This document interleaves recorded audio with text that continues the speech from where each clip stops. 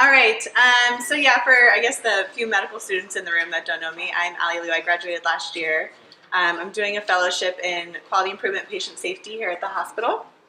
And I have a short talk today, about 10 minutes, on some quick risk management tips for you guys. So full disclosure, I am not a risk manager, nor am I a lawyer, nor did I go to law school.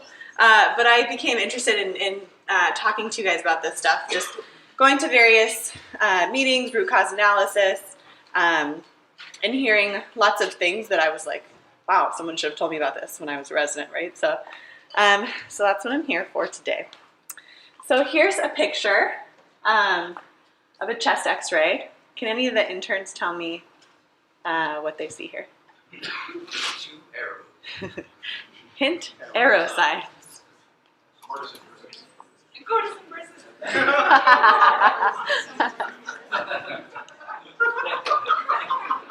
All right, who's gonna go first? Yeah, Will, what's up? You think it's in the wrong spot? Yeah. Where does it look like it is? Yeah. So probably an IJ, based on what I can see from up there. But it went into the artery. So this is a known complication of placing central lines, right? I'm not going to ask how many of you have done this, but it happens. And it's something that we need to know, what to do with and how to handle. Do you guys, maybe one of the second years, what would you do if you had just placed this line? Cry. So go to the bathroom, take 5 minutes, cry it out, come back, and then what would you do? Yeah, why do you have to call vascular? Yeah, because you dilated it, and it's a big fat hole now, right? Before that, maybe it would have been okay to just remove, hold pressure, but at this point, yeah, you don't want to remove these. So you call vascular, and then what do you do? Someone tell me how you talk to the patient about what just happened. Yeah, very good. Yeah, I was like, this is so perfect. It's happening after sorry works. Yeah, so go and tell the patient. I feel like that's really obvious, but I feel like when you're in the bathroom crying and things are happening, it's hard to remember that that you have to go talk to the patient. And theoretically, they should already know that this is a known risk because you would have explained this in your informed consent before you did the procedure, right, everyone? So yeah, I mean, say sorry that this happened to them. You feel really bad. We're going to take steps to take care of it, and they are the following. So you made a mistake. We just talked about all this. So tell the patient, say sorry. Document that you told the patient and that you said sorry in the medical record, or else when somebody's reviewing this later on, they'll think that you didn't even say anything. So those things are important. Enter an SI report. I'll talk to you guys more about that. I know you feel like that probably sounds terrible, like I'm telling on myself. I'm telling the whole hospital that I screwed up. One of the things is that these are anonymous, so you don't have to say it was you. You don't have to say who did it. These things are, we'll talk about it more, but more for us to figure out how to prevent things like this in the future. Tell your colleagues, tell everyone you can that this happened for support. You don't want to just go hide in the bathroom and never talk about it again. That's part of wellness. And make sure you take care of yourself. Remember that there's the H3 team that we talked about if you guys are really feeling bad. Anytime there's a bad outcome, not just a central line incorrectly placed, but if you ever feel like this is too much and you don't know how to handle it, please reach out. All of your attendings are here for you, and the hospital's here for you too. So I have a confession. When I was an intern, a second year in recess, one of the nurses went up to my senior and was like, your PGY2 just threw all of her sharps in the wrong red bin. And I had absolutely no recollection of doing this, zero. Because I knew that one was the sharps bin, right, this one. And I knew that this one was not the sharps bin. But, when you're done with a procedure and you're cleaning up and everything's moving really fast, you have to run to the next room. I know I did it because someone said that I did it, but I had no recollection of even throwing all of my sharps, big bucket of sharps into this red container. And she said to my senior, will you talk to her about this, because I don't want to have to enter a PSN, which is the former name of the SI that we now call it. SI stands for... That was a good acronym. Yeah, yeah. You came up with that? Exactly. Yeah, so, and then people used to say, like, I'm going to PSN you, it became like a verb. So they changed, the hospital changed it to SI, so that now it's a new name. It stands, yeah, so incident, SI report, Safety Intelligent Network, SIN is kind of where it came from. But I wish that somebody actually, yeah, SIN. SI, it's SI. Thinking back on this case, so my senior talked to me and I was like, okay, shoot, I'll try and never do that again. That's terrible, obviously. But I wish that somebody would have entered this SI report in, because these bins are still existing in recess today and they look identical to each other. And this is, it's a huge safety issue, because how many more people after me have done this or could possibly do this? And so I wish that somebody would have said something so that administration or managers could have figured it out. So maybe something like this. Maybe it's this simple. A giant no sharps sign on the big red bin. Something like that. Or an entirely new sharps bin that looks completely different. But that's the purpose of the SI. So we want you guys to put these in whenever you almost make a mistake, or whenever you make a mistake, or if somebody else makes a mistake. And like I said, they can be anonymous. Don't freak out like the whole hospital is looking at these. We get like 60 a day, and they're hardly reviewed, actually, is the truth. Unfortunately. I wish that there was somebody who reviewed them more carefully. But, the goal of these is to catch patterns. So if you enter in the correct title or like incident type, then the goal is to collect a bunch of patterns. So if there's a bunch of the same thing, we know that this is a huge issue and that we have to work on it, because there's so many of these entered. So that helps us. Each of these will go to our departmental nurse managers for review. Again, they're supposed to review it. And then risk management, and there's a person down at DHS that sits there and reviews all of these, and she doesn't ever like call anybody. She'll never call you, but she reviews all of them and puts little comments in case somebody wants to query them and figure out how to fix the problem. We don't want you to put that you did this in the medical record. So this is the one thing. Don't say in the medical record, I almost gave this patient the incorrect dose of heparin. SI was entered. And you guys don't do this a lot, but the nurses do this a lot because they enter a lot more than you guys. But that's just like a clue to the lawyers that there's information that exists elsewhere and they can go find it. So this is for our purposes only. This is internal. And we don't want anyone else to look at this, because this is for us to review and try to see if there's error patterns and things that we can fix. And like I said, it's not a form of punishment and it's anonymous. So how do you do it? It's right here on the home page, my red circles. It's very easy. If you don't have time, tell one of your attendings to do it for you. Tell a nurse to do it for you. Tell a clerk to do it for you. I know you guys are super busy, but we want more residents to participate in this, because you guys are there seeing these issues all the time. And the people in administration are just sort of like guessing about what the problems are. Is there a feedback loop? Like No. And that really frustrated me when I first started, because I was like, if you just even sent me like a little bit of a screenshot saying thank you for your report. But there's unfortunately not a feedback mechanism. Some departments have instituted one at the departmental level, so their nurse manager will feedback and say, hey, we're working on this. I mean, it's still a goal of mine to try and figure out how to do that, but the person so we can do that internally, just in our yes, department. yeah, So. whoever reviews them here internally, we can do that, yeah. At the DHS level, there's no way to send like an automatic email, and because you don't have to put your email address in here, so you can be completely anonymous, and so obviously then it would be hard to give you feedback. But this is what the screen looks like. You just scroll down 2 more times. And fill out as much as you can. And you don't have to fill out every single detail, but the stars are important, so as much as you can. And I review these occasionally, not often, because like I said, there's so many. But I want to start reviewing the ones from residents and from physicians. So if you guys put those in, I'll take a look at them and we can talk about them and give feedback. Yeah. With the MROT and everything, I know for the HMB team we make them non-discoverable. Is this non-discoverable in terms of? Correct. Yeah, this is all HIPAA compliant. They need the MRINs to review them. Yeah. But does everyone understand what he means when he says non-discoverable? There's nothing to do with HIPAA. This is the lawyers are trying to discover things, and the only way we can prevent them from discovering them is by not telling them that they exist. Yes. This system runs completely separate from discoverability.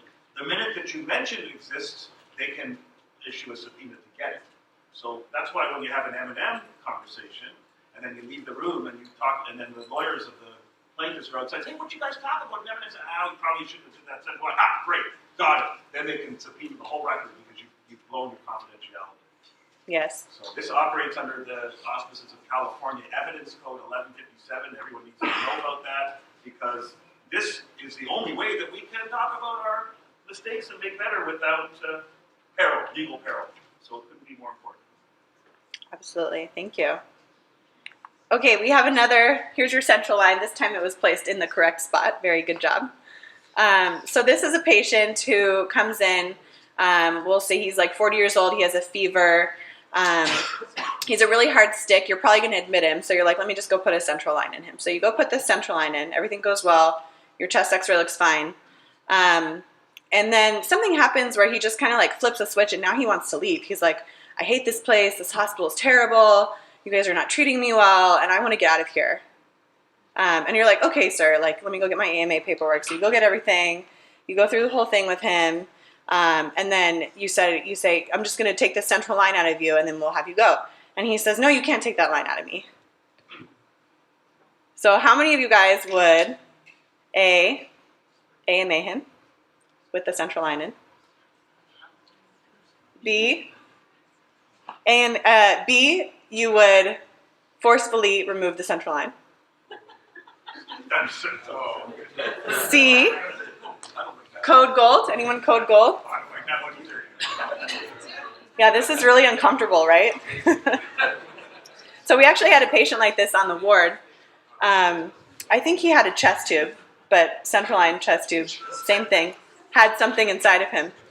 And you actually, if the patient's refusing, you actually can't remove the central line. Let him go. You let them go. Yeah. Otherwise, you're committing assault and battery on this person. Strap someone who's sitting. Whenever someone is sitting at you and saying, "Get the hell away from me," get the hell away from me. You don't, Yeah. The minute you jump on someone who's cogently telling you not to touch them, it's battery. So it's a no-brainer. That's why I put my hand up. Just let them go. Yeah. You can inform them of the risk. You can let them know. So you're still doing your formal AMA process. You're still saying that they're competent to make their own medical decisions. You're informing them of the risk. So you're going to get sepsis. You're going to get all these horrible things. And that's a no-brainer. Yeah. Because it's only risk to him. Yeah. The other issue, the more tricky issue, is what if he's spewing TB and he says, "Get the hell away from me"? No, you can't leave the hospital. You can infect everyone. It This is still true. would be a mistake to tackle that person, and it would still be battery to tackle them when they're saying, "Get the hell away from me." You let them leave, and you call the police, and you call your chief of staff, and you say, "There's a dude walking down State Street who's spewing TB, who said he wouldn't stay," and you send the police after them. You're not a police officer. So that's another, just to push that to its logical conclusion. Yeah. Yeah, Fiona? Kenji can restrain him, that's okay. Because he's a police officer. An Irish women for cold goals was not to restrain the patient, but just have a show of force to make sure that you have enough time to assess their capacity. Because you can't make that decision in 15 seconds. The patient's like, I gotta leave right now. You can't just let them walk out the door. You need to make sure they understand and make sure they have capacity. And sometimes, and just because you call it cold goal, that's the word that we use here. But you can just do a show of force, get a bunch of people, make sure you get the patient to sit down and make sure that they demonstrate capacity, get a good custody and want to leave. But you need to make sure that they have that so they walk out with the chest. Yeah. You can't just the second they say that, you can't just let them storm out without at least trying. Yeah. I tried to think about how this would be less crazy. Try and think of yourself and if you were in the hospital and you got a central line put in and something happened where, God, I don't even know, like something terrible that you saw, an interaction with a nurse or someone did something to you, maybe you were molested or something horrible happened and you wanted to get out of that hospital with no one else touching you, right? Like I know most of these people are a little bit crazy, but think about like what if it was you and I wouldn't want anyone touching me and I would run out of the hospital, right? So You have to remember that, sometimes these patients actually are, have reasons for their madness that we may not know or they may not want to discuss.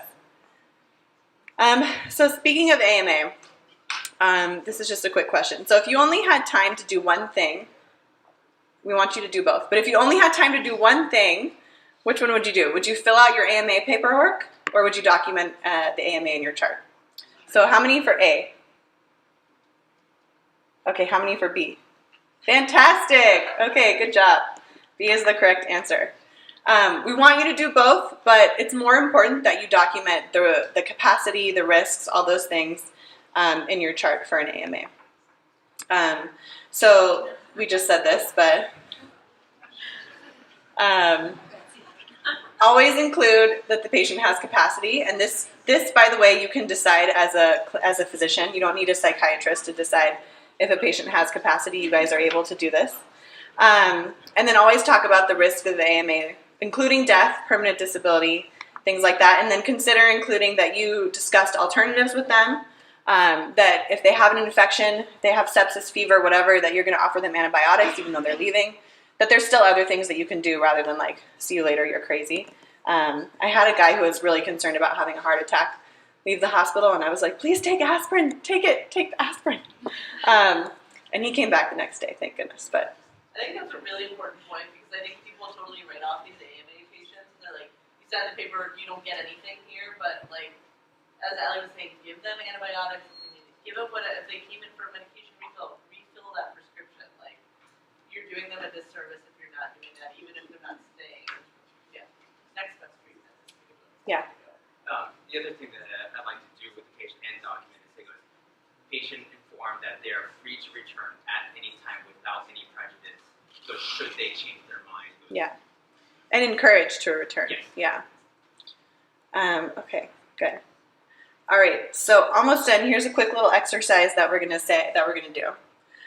So you have a really belligerent patient and you write this in the medical record. Patient called me a bitch and then proceeded to say bleep, bleep, bleep, bleep, bleep, bleep, end quotes, because you're so angry. You're so angry at them because they're yelling all these things at you. And that's a terrible, terrible thing to put in your chart. And we see this all the time. Quote, patient said, I will kick you in the X if you touch me here, or whatever. Don't put that in the chart. It just shows the lawyers that you're not professional, that you think this is funny, and that you maybe don't care about this person because you're quoting their funny language in your chart. So it's better to say something like, patient yelled obscenities at staff, attempts were made at verbal de-escalation. Keep it very vague as much as you can. Try not to put quotes.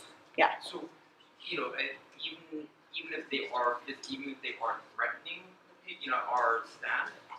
Say they're threatening the staff. But you wouldn't go. What if they Patients say threatening the staff. What if they say specifically goes, I know your name, I'm going to. Patient threatening the staff. Yeah. Yeah, you can say patient threatening the staff, and then, all the details can be later entered in your SI report for the hospital to know, if you're worried about that. Okay, how about this one? Ortho didn't want to come see the patient even though their limb was pulseless because they were at lunch, even though I told them it was an emergency. Don't put that in the chart. I know you're mad because you're like, ortho should have been here 5 minutes ago, this is crazy, but don't throw your colleagues under the bus. Again, it makes you look unprofessional, immature, things like that. We'd rather you say, ortho not present will repage, ortho not present will escalate to senior resident, ortho, not yet here. Keep it vague, okay? Don't throw people under the bus, and that's sort of just from the hospital level because you never know what's going on the other end, You don't know if they're at lunch. You don't know what's going on. So, be nice to your colleagues. So this one's kind of the same. Trauma refusing to see the patient, stating that it's not a traumatic injury. I feel like, you can say this a little bit nicer. So trauma has suggested that a general surgery consult would be more appropriate, therefore I page general surgery. So the overall thing is, just be a little nice to your colleagues in the medical record. I know a lot of times people will say, document that we called them and document that this happened, but they're not saying like, document that they're being mean or document that they're talking back to you, right? So let's just be careful about what we write in the medical record. So here's some fun facts. We have approximately 30 to 40 legal claims per year. Most of them, which is very little, I think, for this huge hospital. Most of them are delays in care, delays in diagnosis, which is pretty standard. Retained foreign bodies, wrong site surgery, we still have these things happen. Pressure ulcers. And common contributing factors, themes that show up are there's poor communication among the care teams and poor documentation in the health record. So just some things that I found interesting. Anything in the past couple of years? Do you have that? I don't know. Pretty good these days. Yeah. Pretty well. Yeah, I think that looks good.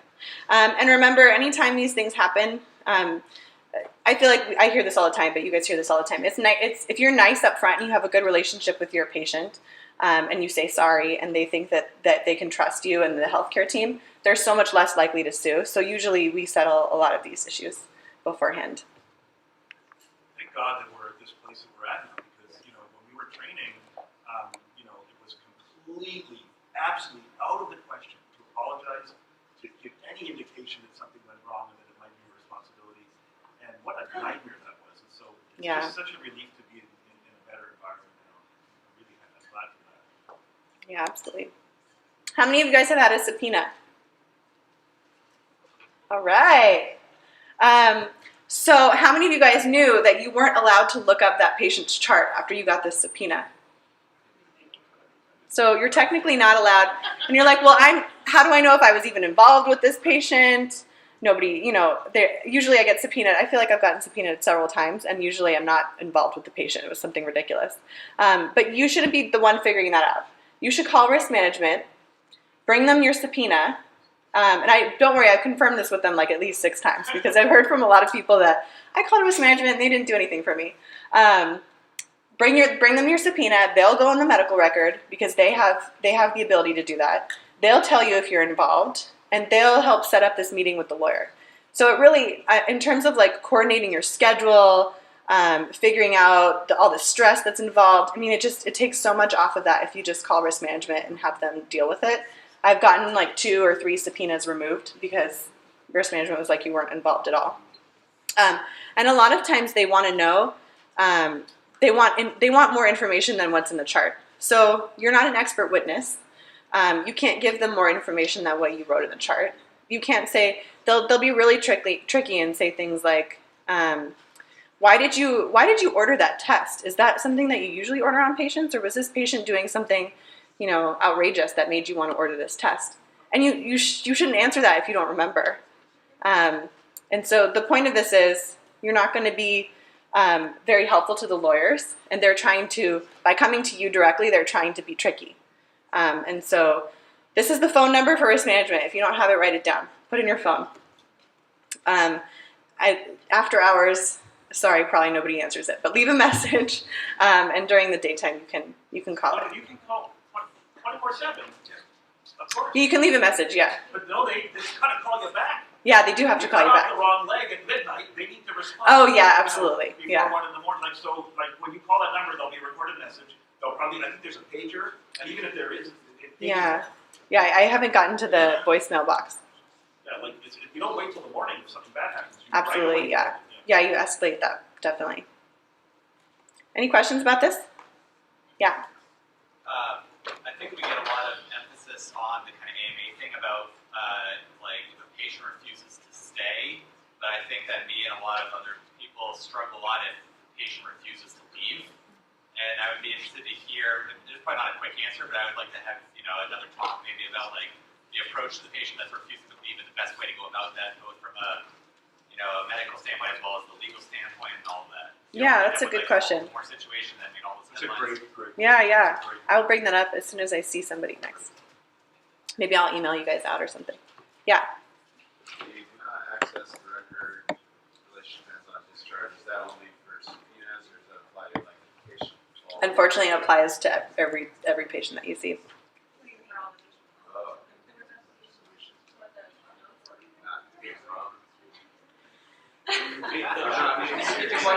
What are you asking? If you can look up a patient that you saw? Yeah, you can.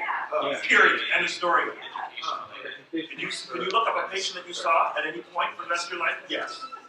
And you're saying that if you get the subpoena, you look the patient up, and it happens that you're not on the chart, then you could be accused of a HIPAA violation, is what you're saying. I'd like to Yes, see yes, that- I'd like to yes, see yes, that yes. court proceeding. Yes. But yeah. If you're looking up a patient that you saw and it's in the purview of like for your educational purposes, it's fine. Yeah, I think honestly here it's a little bit more lax because we're a teaching institution, but when you guys leave this place, the HIPAA laws are super, super, super strict, other places that you'll work, and you don't necessarily get as much slack for looking up things for educational purposes. And definitely don't go trolling the track for other people's patients, things like that are not allowed. Yeah, Anna. What about like if it's not necessarily the lawyer, like for the person that I got subpoenaed for, before I got subpoenaed, I got a call from the psychiatrist who was seeing the kids who were there with the patient when I saw them because they've been taken away that night and he wanted more information. What is the protocol? Like is there a specific protocol for non-legal people who are trying to follow that? That is a tough question. I would say, how would you know that that's the person's psychiatrist? Like, how could you confirm that It over was the my phone? cousin's husband, so I Oh, okay. but that was not my husband. I would say, overall, you shouldn't be giving out any information on the phone unless you can confirm somebody's identity. Okay, but it's under HIPAA, communication between Provider. healthcare providers is allowed. But this is someone that's been discharged and is Oh. home with a home.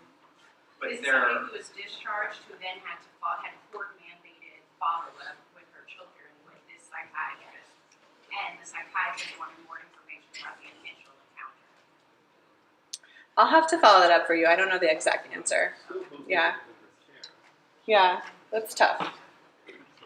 I'll follow up for you. Yeah. sorry, just is this say one of our residents, they practice at Long Beach and other hospitals. If is this the number they call it, regardless of what hospital that? No, this is only county. This is county resident. Long Beach has their own. So every hospital has their own. So can you next time you come, can you provide those additional phone numbers for us? Yeah, I can try and look those up. Yeah. I mean, you call 0 wherever you're working. Yeah. You say risk management, and they will Yeah. connect you 24/7. It's very important. All right. Any other questions? Easier questions? Just kidding. Yeah.